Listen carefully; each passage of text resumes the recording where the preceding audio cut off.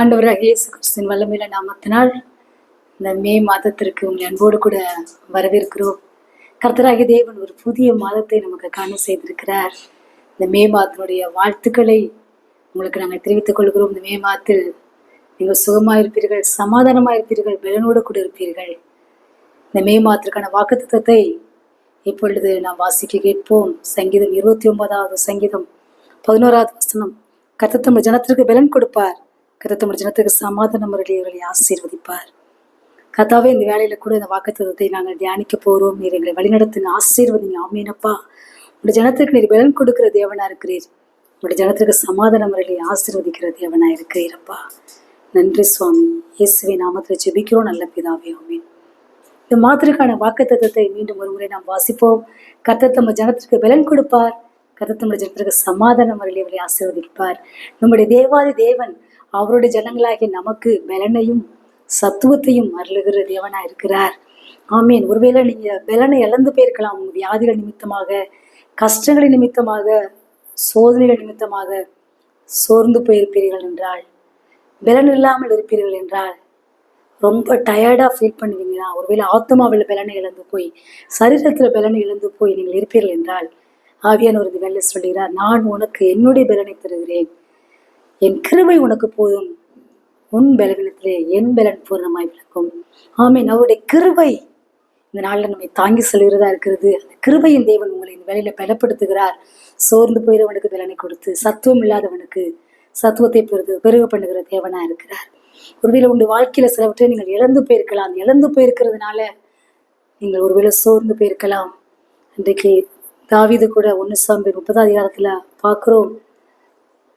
தாவீது மிகவும் நெருக்கப்பட்ட ஒரு காலம். அமலேக்கியர் தாவீதுடைய 2 மனைவிகளையும் அவனுக்கு உண்டான பெரியவர்கள் சிறியவர்கள் எல்லாரையும் சிறைப்பிடித்து கொண்டு போய்விட்டார்கள். பட்டணம் சிக்லாகுங்கிற பட்டணத்தை அவர்கள் அக்கினியால் சுட்டரித்தார்கள். தாவீது மிகவும் நெருக்கப்பட்டான். ஆனால் அவன் செய்தது என்ன? எல்லா மனிதர்களும் அவன் மேல கல்லெறிஞ்சு அவனை கொல்ல வேண்டும் என்று சொல்லி மிகவும் ஒரு கஷ்டமான ஒரு சூழ்நிலையில, பலன் இழந்த ஒரு சூழ்நிலையில தாவீது போனதை பார்க்கிறோம். ஆனாலும் தாவீது கர்த்தருக்குள்ள தன்னை திடப்படுத்தி கொண்டான். ஆமீன். கர்த்தருடைய பிள்ளைகளே, ஒருவேளை நீங்கள் நெருக்கத்தின் ஊடாய் கூட போகலாம். உங்களுடைய எதிரிகளின் நிமித்தமாக நீங்கள் நெருக்கத்தின் ஊடாய் கூட போகலாம். உங்களுக்குரியவர்களை இழந்தது நிமித்தமாக நீங்கள் நெருக்கத்தின் ஊடாய் போகலாம். கர்த்தருடைய ஆவியானவர் சொல்லுகிறார், சிறுமைப்பட்டவனுக்கு அவரே தஞ்சமானவர், நெருக்கப்படுகிற காலங்களில் அவரே அடைக்கலமும் தஞ்சமானவர் என்று சங்கீதம் 9 வாசிக்கிறபடி அவரே உங்களுக்கு தஞ்சமானவர். அவரே நெருக்கத்திலிருந்து, கஷ்டங்களிலிருந்து விடுவிக்கிற தேவனா இருக்கிறார். அன்றைக்கு தாவீதை அவர் விடுவித்தார். தாவீது கர்த்தரிடத்துல போய் விசாரிக்கிறதை பார்க்கிறோம். நான் அந்த அமலேக்கியரை போய் பின்தொடரலாமா, பின்தொடரா கூடாதா என்று விசாரித்த பொழுது கர்த்தராய் தேவன் பின்தொடர்ந்து போ என்று சொன்னார். கர்த்தரிடத்தில் விசாரித்து கர்த்தர் சொன்னபடியே அவர் பின்தொடர்ந்து அமலேக்கியரை பின்தொடர்ந்து போன பொழுது அவர் ஜெயித்து, அவர் எதெல்லாம் கூட அமலேக்கியர் கையில் இழந்து போனாரோ ஒரு 2 மனைவிகளையும் எல்லாவற்றையும், சிறிது பெரிது எல்லாவற்றையும் தாவீது திரும்ப பெற்றுக்கொண்டதை நம்ம பார்க்கிறோம். எனக்கு கர்த்தருடைய பிள்ளைகள், நீங்கள் இந்த வேளை கர்த்தருக்குள்ள உங்களை திடப்படுத்திக் கொள்ளுங்கள். என் தேவனாய கர்த்தர் எனக்கு பலனா இருக்கிறார். நான் சோர்ந்து போக மாட்டேன். அவர் இந்த பிரச்சனையிலிருந்து என்னை விடுதலையாக்குவார். இந்த சோர்வுகளிலிருந்து அவர் என்னை விடுதலையாக்குவார். இந்த சோதனையிலிருந்து விடுதலையாக்குவார். என் எதிராளி ஒருவேளை என்னை துரத்தி கொண்டிருக்கலாம். இந்த எதிராளி கையிலிருந்து என்னை விடுதலையாக்கி என்னை பலப்படுத்துகிறார் என்று சொல்லி நீங்கள் கர்த்தருக்குள்ள உங்களை திடப்படும்படி உங்களை அன்போடு கூட கர்த்தருடைய ஆவியானவர் அழைக்கிறார். திடமனதாக இருந்து கர்த்தருக்கே காத்திரு, அவர் உன் இதயத்தை ஸ்திரப்படுத்துவார். திடமனதாக இருந்து கர்த்தருக்கு நாம் காத்திருக்கும் பொழுது அவர் நம் இதயத்தை ஸ்திரப்படுத்துகிறார், நம்மை பலப்படுத்துகிறார். எவரையும் பலப்படுத்தவும் அவருடைய கரத்தினாலே ஆகும். நீங்க சோர்ந்து போக வேண்டிய அவசியம் இல்லை. அவர் உங்களின் வேலையில பலப்படுத்துகிற தேவனா இருக்கிறார். ஏசாயா 49 வாசிக்கிறோம், என் தேவன் என் பலனா இருப்பார். ஆமேன். அவர் நம்முடைய பலனா இருந்து நம்மளை வழிநடத்துகிற தேவனா இருக்கிறார். ஏசாயா 41:10 வாசிக்கிறோம், நான் உன்னை பலப்படுத்தி உனக்கு சகாயம் பண்ணுவேன், நீ பயப்படாதே, நான் உடனே இருக்கிறேன், திகையாதே, நான் உன் தேவன், நான் உன்னை பலப்படுத்தி உனக்கு சகாயம் பண்ணுவேன். நீதியின் வளர்க்கறதுனால உன்னை தாங்குவேன். ஆமே. நம்முடைய தேவன் உங்களை ஒவ்வொருவரையும் பலப்படுத்தி அவர் உங்களுக்கு சகாயம் பண்ணுகிறார். எந்த காரியத்தில் நீங்கள் அற்புதங்களை எதிர்பார்த்து கொண்டிருக்கிறீர்களோ, எந்த காரியத்தில் கர்த்தரிடமிருந்து சகாயம் வேண்டும் எதிர்பார்த்து கொண்டிருக்கிறோம், அந்த காரியங்களை அவர் உங்களுக்கு சகாயம் செய்கிற தேவனா இருக்கிறார். ஒரு நீதியின் வலதுக்கரத்தினால உங்களை தாங்கி அவர் வழிநடத்துகிற தேவனா இருக்கிறார். இந்த பலனை, கர்த்தருடைய பலனை நாம் பெற்றுக்கொள்வது எப்படி? அந்த கர்த்தருடைய பலன் எப்படி நாம் பெற்றுக்கொள்கிறோம்? கர்த்தருக்கு காத்திருக்கிறவர்களோ புது பலன் அடைந்து கழுகுகளைப் போல சட்டைகள் எடுத்து இருப்பார்கள். ஆமீன். நீங்க கர்த்தருக்கு காத்திருக்கும் பொழுது அந்த புதிய பலன் உங்களை நிரப்புகிறது. கர்த்தர் பாதத்தில் உங்கள் காரியங்களை கொண்டு வரும் பொழுது கர்த்தர் அவருடைய சமாதானத்தில் அவர் நிரப்புகிறார். அவருடைய பலனால் உங்களை நிரப்புகிறார். நீங்க கர்த்தருக்காக எழுந்து பிரகாசிக்க முடியாதபடி இருக்கிற தடைகளை அவர் உடைத்து போகிறார். நீங்கள் ஒருவேளை சோர்ந்து போயிருக்கலாம், ஊழியத்தின் பாதையில சோர்ந்து போயிருக்கலாம், வாழ்க்கையை நடத்த முடியாதபடி சோர்ந்து போயிருக்கலாம். ஒருவேளை மற்றவங்களுடைய வார்த்தைகளால உங்களை நீங்க டிஸ்கரேஜ் ஆகிருக்கலாம். உன்னால இது பண்ண முடியாது, நீ ரொம்ப வேஸ்ட் அப்படின்னு கூட உங்க குடும்பத்தினர் சொல்லியிருக்கலாம், அல்லது ஊழியத்துல சொல்லியிருக்கலாம். எதனால நீங்க சோர்ந்து போயிருந்தாலும், மனிதர்கள் வார்த்தைகளால சோர்ந்து போயிருந்தாலும், ஒருவேளை உங்களை வியாதிகள் உங்களை சோர்வு கொடுத்து வச்சிருந்தாலும், ஆத்மா சோர்ந்து போயிருந்தாலும் அவர் உங்களை பலப்படுத்துகிறார். சங்கீதம் 138 வாசிக்கிறோம், என் ஆத்மாவில் பலன் தந்து என்னை தைரியப்படுத்தினீர் என்ற வசனத்தின்படி அவர் ஆத்மாவில் ஒரு புதிய பலனை தருகிறார். அவர் உங்கள் பலனை தந்து அவரை தைரியப்படுத்துகிறார். அன்றைக்கு நாம் எலியாவை குறித்து வாசிக்கிறோம்.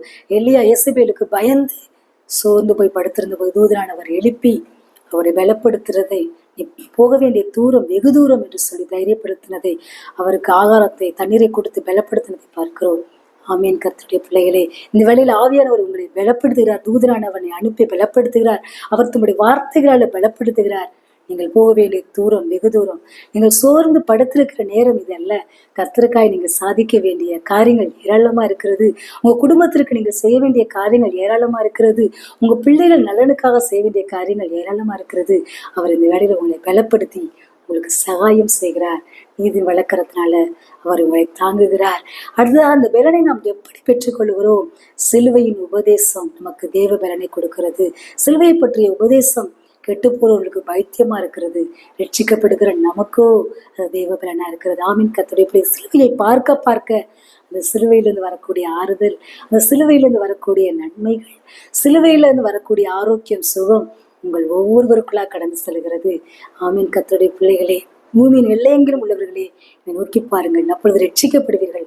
அந்த சிலுவையில் இயேசு கிறிஸ்துவை நாம் இயேசப்பாவை பார்க்க துன்பங்கள் எல்லாம் மறைந்து போகிறது. பனி போல மறைந்து போகிறது. கர்த்தர் துன்பங்களிலிருந்து உங்களை விடுவிக்கிறார். உங்களுடைய பலன், அவர் பலனை கொடுத்து அவர் உங்களை ஆதரிக்கிற தேவனாய் இருக்கிறார். இந்த சிலுவையை பற்றிய உபதேசம் நமக்கு புதிய பலனை கொடுக்கிறது. ஆமீன். கர்த்தருடைய பிள்ளைகள், எப்பொழுதெல்லாம் நீங்கள் பலனை இழந்து தவிக்கிறீர்களோ அப்பொழுது கர்த்தருடைய சிலுவையை நீங்கள் தியானிக்கும் பொழுது, ஏசாயா 53 அதிகாரத்தை நீங்கள் தியானிக்கலாம். இந்த சிலுவையிலிருந்து வரக்கூடிய ஆசீர்வாதங்களை குறித்து நீங்கள் தியானிக்கும் பொழுது ஒரு புதிய பலனை பெற்று கர்த்தருக்காய் எழும்புகிறீர்கள். புதிய பலனை பெற்று உங்கள் வாழ்க்கையை சந்தோஷமாய் நடத்துகிறீர்கள். புதிய பலனை பெற்று உங்கள் பிள்ளைகளுக்கு செய்ய வேண்டிய காரியங்களை செய்வீர்கள். ஆமீன். இந்த சிலுவை பற்றிய உபதேசம் நமக்கு புதிய பலனை கொடுக்கிறது. சங்கீதம் 29:11 2வது பகுதியில பார்ப்போம் என்றால், கர்த்தர் தம்முடைய ஜனத்திற்கு சமாதானத்தை அருளி அவர்களை ஆசீர்வதிக்கிற தேவனா இருக்கிறார். ஒருவேளை என்ன காரியத்தினால நீங்க சமாதானத்துல தவிக்கிறீர்களோ, உங்களுக்கு ஒருவேளை வரக்கூடிய வியாதிகளோ, அல்லது சத்ருவானவன் கொண்டு வருகிற சோதனைகள், துன்பங்கள், எனக்கு அடுத்தடுத்தாத பிரச்சனைகள் பட்டக்காலே படும், கெட்டகுடியே கெடும் என்ற பழமொழி கூட இருக்கிறது. அப்படி துன்பங்கள் மேல துன்பங்கள் ஒருவேளை உங்களுக்கு வந்து கொண்டிருக்கிறதோ, ஆவியானவர் சொல்லுகிறார், துன்பங்களிலிருந்து நான் உங்களை விடுவிப்பேன். நீதிமானுக்கு வர துன்பங்கள் அநேகமா இருக்கும். கர்த்தர் எல்லாவற்றிலிருந்தும் அவனை விடுவிக்கிற தேவனார். உங்கள் எல்லா துன்பங்களிலிருந்தும் அவர் உங்களை விடுதலாக்கி அவருடைய சமாதானத்தை அவர் உங்களுக்கு கொடுக்கிற தேவனா இருக்கிறார். நாம் யோவான்ல வாசிக்கிறோம், என் சமாதானத்தை உங்களுக்கு வைத்து போறேன் என்று சொன்ன தேவன். ஆமீன். அவருடைய சமாதானத்தை உங்களுக்கு கொடுக்கிறார். அவருடைய கொடுக்கிற சமாதானம் எப்படிப்பட்ட சமாதானம்? அது நிரந்தரமான சமாதானம். அந்த சமாதானம் மனிதன் கொடுக்கிற சமாதானம் அல்ல, அவர் கொடுக்கிற சமாதானம் நிரந்தரமான சமாதானம். ஆமீன். கர்த்தருடைய பிள்ளைகள், அவர் இந்த வேளையில உங்களை நிரந்தரமான ஒரு விடுதலையை உங்கள் கஷ்டங்களுக்கு கொடுக்கிறார். நிரந்தரமான ஒரு சுகத்தை கொடுக்கிறார். ஒரு நிரந்தரமான வேலையை கொடுக்கிறார். நிரந்தரமான ஆசீர்வாதங்களை கொடுத்து அவருடைய சமாதானத்தினால் அவர் உங்களை நிரப்புகிறார். அவருடைய சமாதானத்தை நாம் எப்படி நாம் பெற்றுக்கொள்வது? உண்மை உறுதியாய் பற்றி கொண்ட மனதை உடையவன் உண்மையே நம்பி இருக்கிறபடியால் நீர் அவனை பூரண சமாதானத்துடன் காத்துக்கொள்வீர் என்று வசனத்துல வாசிக்கிறோம். ஆமீன். அவரை நாம் உறுதியாய் பற்றி கொள்ளும் பொழுது, அவரையே நம்பியிருக்கும் பொழுது, கர்த்தாவே உங்களை நான் பற்றி கொள்ளுகிறேன், உங்களை உறுதியா நம்புறேன் அப்படின்னு சொல்றப்ப அவருடைய பூர்ண சமாதானத்தினால அவர் உங்களை நிரப்புகிறார். அவருடைய வழிகளில் நீங்கள் நடக்கும் பொழுது இஸ்ரவேலே அவருடைய கற்பனைகளை கவனித்தா நான் நலப்பா இருக்கும், அப்பொழுது சமாதானம் நதியை போல வரும் என்று வசனத்தை வசிக்கிறோம். ஆமீன். அவருடைய வழிகளில் நீங்கள் நடக்கும் பொழுது, அவருக்கு பிரியமானவர்களை செய்ய நீங்கள் அர்ப்பணிக்கும் பொழுது இந்த சமாதானம் உங்களை நிரப்புகிறதா இருக்கிறது. அந்த சமாதானம் எப்படிப்பட்ட சமாதானம்? அது நதியை போல பாய்ந்து கொண்டு வடிகிற நதியை போல பாய்ந்து செல்லும் உங்கள் அந்த சமாதானத்தை no one can stop it, யாராலையும் தடுக்க முடியாது.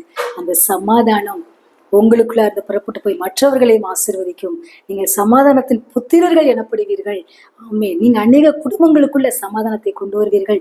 பிரிந்திருக்கிற அநேக குடும்பங்களை நீங்கள் இணைக்கிற ஒரு பாலமாக, ஒரு சமாதானத்தின் புத்திரராக செயல்படுவீர்கள். சகோதரர்களுக்குள்ளாக இருக்கிற காணப்படுகிற சகோதர சகோதரிகள் ஒருவேளை ஃபைட் பண்ணிருக்கலாம், அவங்களுக்குள்ள நீங்க பேசி கர்த்தருடைய சமாதானத்தை கொண்டு வரும்படி அவர் அந்த சமாதானத்தை உங்கள் உள்ளத்தில் தந்து அந்த சமாதானத்தை மற்றவங்க வழியிலும் மற்றவங்களுடைய வாழ்க்கையிலும் அவர் பாயும்படி செய்கிறார். ஆமே. அவர் பெரிய தேவன். உங்களுக்கு சமாதானத்தை கொடுத்து உங்கள் மூலமாக அநேகருடைய வாழ்க்கையில சமாதானம் உண்டாகும்படி உங்களுடைய சமாதானத்தின் புத்திரர்களை அவர் பயன்படுத்த பரிசுத்த ஆவியானவர் இந்த வேலையில கடந்து வந்திருக்கிறார். அடுத்ததாக அந்த சமாதானத்தை நாம் எப்படி பெற்றுக்கொள்வது? உடைய வேதத்தை நேசிக்கிறவர்களுக்கு மிகுந்த சமாதானம் உண்டு, அவர்களுக்கு இடரல் இல்லை. ஆமீன். கர்த்தருடைய பிள்ளைகள் வேதத்தை வாசிக்க அவருடைய வேதத்தை தியானிக்க இனம் புரியாத ஒரு சமாதானம் உங்கள் இருதயத்தை நிரப்பும். அந்த சமாதானத்தினால நீங்கள் பிரச்சனைகளிலிருந்து வெளியில வருவீர்கள்.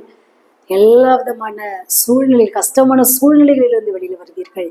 ஆமீன். அந்த வேதத்தை வாசியுங்கள், தியானியுங்கள். அது இன்பமாயிருக்கும். அது உங்களுக்கு சமாதானத்தை கொடுக்கக்கூடியதா இருக்கிறது. உங்களை எல்லா மன அழுத்தங்களிலிருந்தும், உங்கள் மனதை அழுத்து கொண்டிருக்கிற துன்பங்களிலிருந்து அதை விடுவிக்கக்கூடியதா இருக்கிறது. ஒருவேளை உங்கள் பிள்ளைகள் நிமித்தமாக நீங்கள் சமாதானத்தை இழந்து தவிக்கலாம். என் பிள்ளை போய் கொண்டிருக்கிற பாதை தவறான பாதையா இருக்கிறது, என் பிள்ளை எனக்கு கீழ்ப்படிவதே இல்லை, பிள்ளை எவ்வளவோ சொல்லிட்டேன், நான் சொல்றதை ஒன்றும் கேட்க மாட்டேன்னு சொல்லி நீங்கள் கலங்கி கொண்டிருக்கிறீர்களா? கர்த்தருடைய ஆவியானவர் சொல்கிறார், உன் பிள்ளைகளுக்கு நான் போதிப்பேன். உன் பிள்ளைகளுடைய சமாதானம் பெரிதா இருக்கும். உன் பிள்ளைகள் எல்லாரும் கர்த்தரால போதிக்கப்பட்டிருப்பார்கள். பிள்ளைகளுடைய சமாதானம் பெரிதா இருக்கும். ஏசாயா 54 வாசிக்கிறபடி நீங்க சொன்னா ஒருவேளை உங்க பிள்ளைகள் கேட்காம இருக்கலாம். கர்த்தர் உங்கள் பிள்ளைகளை போதித்து நடத்தும் பொழுது உங்க பிள்ளைகள் நிமித்தமா வரக்கூடிய சமாதானம் அது நிரந்தரமான ஒரு சமாதானம். உங்க பிள்ளைகளை ஒரு ஆசீர்வாதத்தின் பிள்ளைகளாய் மாற்றுகிறார். உங்க பிள்ளைகளால உங்களுக்கு சமாதானம் உண்டாகும்படி அவர் செய்கிறார், சந்தோஷம் உண்டாகும்படி செய்கிறார். பிள்ளைகளுடைய வாழ்க்கையை மாற்றுறார். உங்க பிள்ளைகள் ஒருவேளை அது அவங்க வேஸ்ட்ன்னு கூட நீங்க சொல்லலாம். ஆனா அவர் அந்த பிள்ளைகளை ஆசீர்வாதத்தின் பிள்ளைகளாய் மாற்றுகிறார். அவருடைய ஆவியை ஊற்றுகிறார். உன் சந்ததி மேல என் ஆவியையும் சந்தானத்து மேல ஆசீர்வாதத்தை ஊற்றுவேன் என்று சொன்ன தேவன் உங்களுடைய சந்ததின் மேல, உங்க பிள்ளைகள் மேல ஆவியையும் ஆசீர்வாதத்தை ஊற்றுகிறார். உங்க பிள்ளைகளால நீங்கள் சந்தோஷப்பட போகிறீர்கள். கர்த்தருக்கு நன்றி சொல்லுங்கள். கர்த்தாவின் கொடுத்த வாக்குத்தத்தத்திற்காக நன்றி என்று சொல்லி கர்த்தரை நீங்கள் துதிக்கும் போது நிச்சயமாகவே நீங்கள் ஆசீர்வதிக்கப்பட்டிருப்பீர்கள். நாளை கேட்ட வசனத்தை கர்த்தர் உங்கள் ஒவ்வொருவருக்கும் பலனை கொடுக்கிறார். நான் சௌக்கியம் ஆரோக்கியம் வரப்பண்ணி அவர்களை குணமாக்கி பரிபூர்ண சமாதானத்தையும் சத்தியத்தையும் வெளிப்படுத்துவேன் என்று எரேமியால 33 வாசிக்கிறபடி அவர் உங்களுக்கு சௌக்கியம் ஆரோக்கியம் வரப்பண்ண வியாதிகளிலிருந்து விடுதலை கொடுக்கிறார். பரிபூர்ண சமாதானத்தையும் சந்தோஷத்தையும் அவர் கொடுக்க. ஒருவேளை உங்களுக்கு வேண்டப்பட்டவர்கள், உங்க குடும்பத்தில் இருக்கிற நபர்கள் உடம்பு சரியில்லாமல் ஹாஸ்பிட்டலில் இருக்கலாம், வீடுகளில் இருக்கலாம், ஒருவேளை அந்த வியாதி நிமித்தம் அவர்கள் மறுத்து போயிடுவாங்களோ என்ற கவலையில் இருக்கலாம். ஆண்டவர் சொல்லுகிறார், அவர்களை குணமாக்கி உங்களுக்கு சமாதானத்தையும் சந்தோஷத்தையும் அவர் அருளி செய்கிற தேவனா இருக்கிறார். கர்த்தர் கேட்ட வசனத்தின்படி ஆசீர்வதிப்பாராக. ஏசப்பா, நல்ல கேட்ட வசனத்தை ஆசீர்வதிங்க. சோர்ந்து போயிருக்கிற பிள்ளைகளுக்கு நீங்க உங்க பலனை கொடுத்து உங்க பலத்தால் இடைக்கட்டுங்க சுவாமி. Thank you father. ஒவ்வொருவருக்கும் சமாதானத்தை கொடுத்து ஒரு பிள்ளைகள் நிமித்தமாக உங்களுக்கு சமாதானத்தை கொடுங்க. இடிஞ்சு போன வாழ்க்கையை கட்டுங்க. ஒவ்வொருடைய வாழ்க்கையிலும் உங்க சமாதானம், நிறைவான சமாதானம் இருக்கட்டும் அப்பா.